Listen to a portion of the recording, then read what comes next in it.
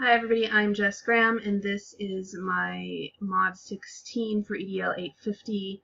It's a case study on internet use violations. Okay, starting off with what I know about the problem.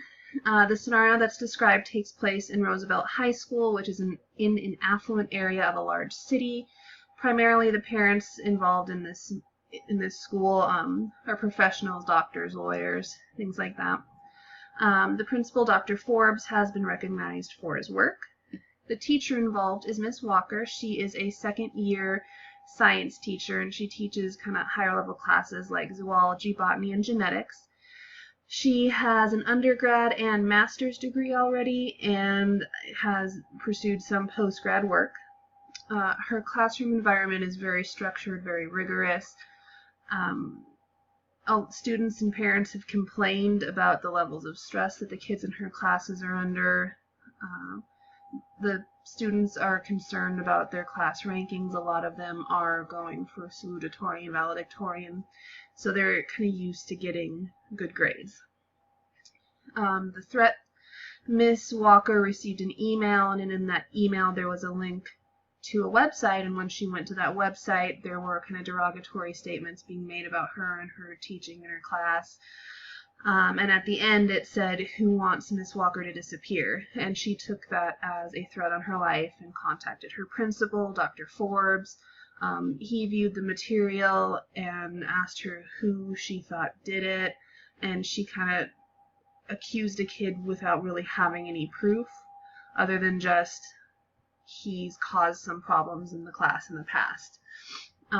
Dr. Forbes wanted to schedule a meeting with students that she believed were involved when school goes back because they were out on vacation right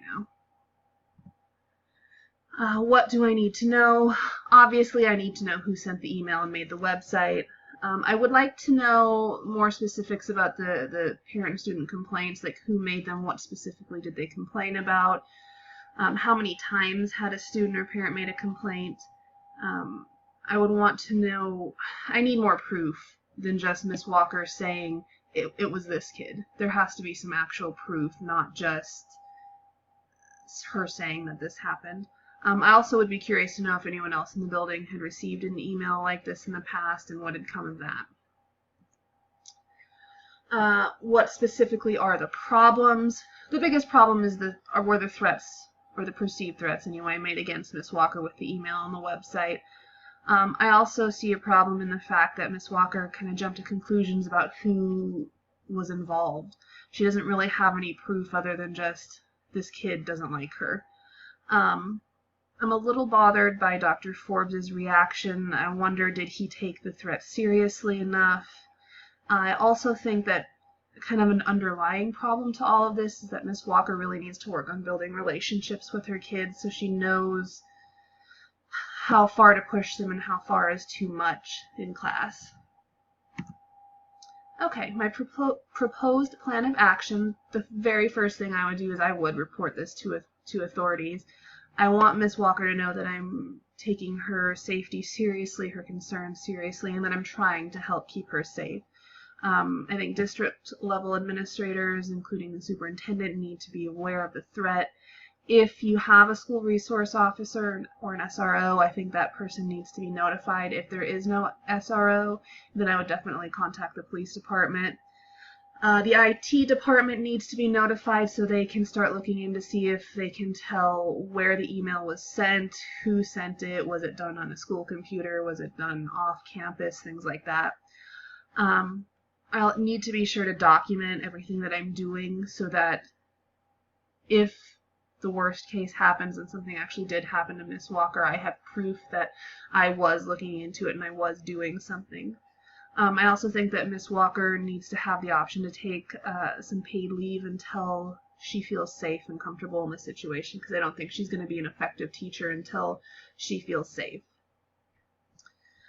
My next step would be having some sort of cyberbullying awareness assembly with kind of the students as a whole. I don't really want to pull individual kids back and accuse them of things because at this point, I don't have anything to go on other than Miss Walker accusing someone of doing it. I would go over kind of what cyberbullying is, give examples of it, and kind of go over that there can be legal consequences to this other than just you getting detention or suspended. You can be sued. I'd also remind them that it's not just students that can be bullied, it can be teachers. I would encourage staff to kind of maybe have every once in a while discussions about cyberbullying in their classes. I also would want to create a system where students could report instances of cyberbullying that they know of, because kids will talk. And a lot of times you can get someone to rat another person out, so you can kind of get some evidence and actually know who did it rather than just have someone randomly accused. I also would want to have parents get some information about cyberbullying so that they are aware of it and that it has been going on in the school, and they can kind of have some discussions with their children also to kind of see if they can find anything out too. My next step, if I get to this point, would be discipline. This one is kind of going to depend on whether or not I can nail down who actually was responsible. If we are able to determine who was responsible, I would follow the district discipline policies. It could be related to the internet usage policy, and they're very likely for a issue this severe, there could be definitely a discipline hearing. I would want to make sure parents were present and that they were aware of policies, and I also want to go over with them that there could potentially be legal action taken in regards to this case. I think the child involved should make an apology to Miss Walker, maybe not in person, maybe in writing, but I do think that Miss Walker does need to be apologized to. And I also, again, would want to make sure that any meetings related to this event were well documented just in case it did go further and I needed to kind of show this is what we did, this is what happened. I also think that Miss Walker needs some assistance when it comes to building relationships with her students. I would partner her with a mentor teacher that is really good at building relationships with their students. I would want Miss Walker to go and observe teachers that are really good at that. And if there is a district program like Capturing Kids' Hearts or something along those lines, I would want Miss Walker to attend that, because I think there's a good chance that this particular problem could have been prevented had Miss Walker been more able to create meaningful relationships with her students. Resolving the issues. In order to promote the academic success and personal well-being of every student, this resolution must be based on what is best for all involved and should follow board policies.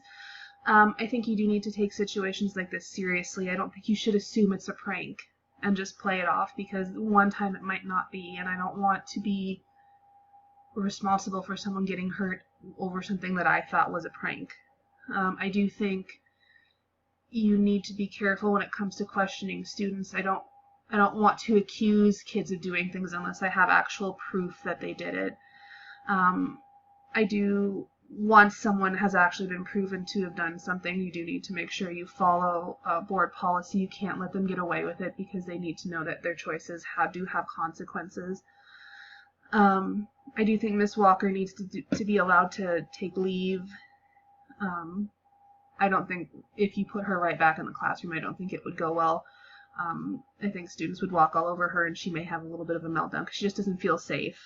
I do think Miss Walker needs to work on building relationships with her students. So many problems can be avoided if your students realize that you care. If you take an interest in them, they're less likely to have discipline issues. And I also think that students and parents need to feel like their concerns are being heard and you're trying to do something about them.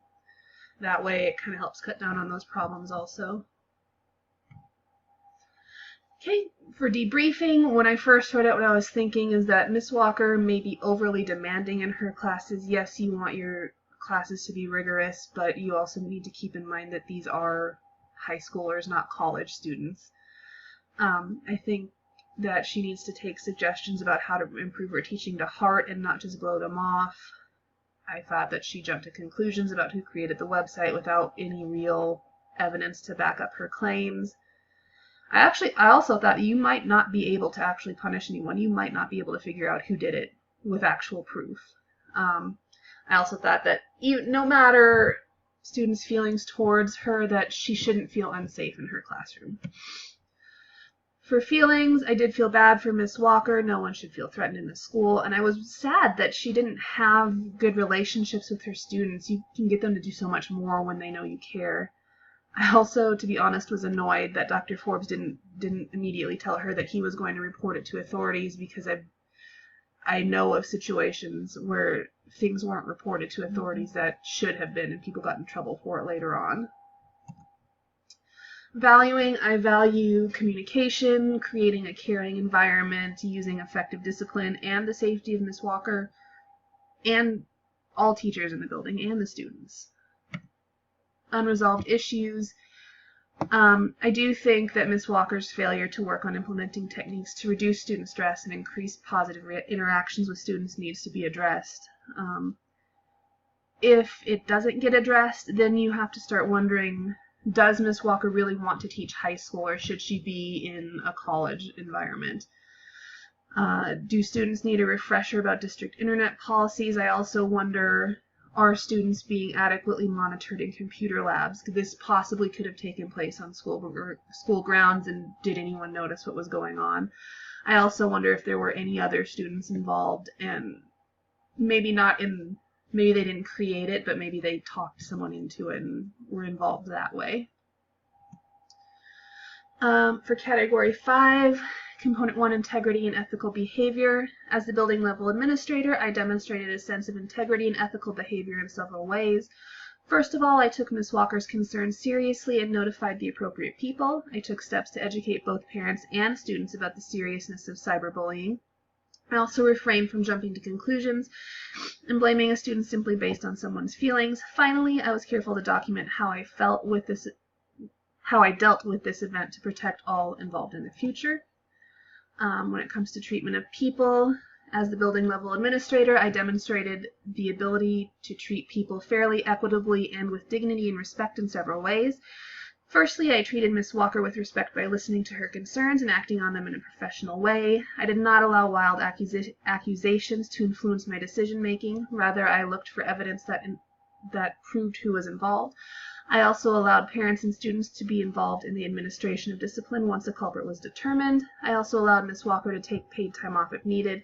Finally, I adhered to board policies to guide my dealings with the situation. As the building level administrator, I demonstrated a personal and professional code of ethics in my dealing with this situation. One way in which I demonstrated this was by acting in a calm manner and gathering information before accusing anyone of wrongdoing. I made sure all necessary parties were informed of the situation, but refrained from gossiping or defaming people. I also tried to turn a difficult situation into a learning experience through cyberbullying discussions. Finally, I tried to help Ms. Walker become a more effective teacher by giving her opportunities to improve her student interactions. And that is my case study. Thanks.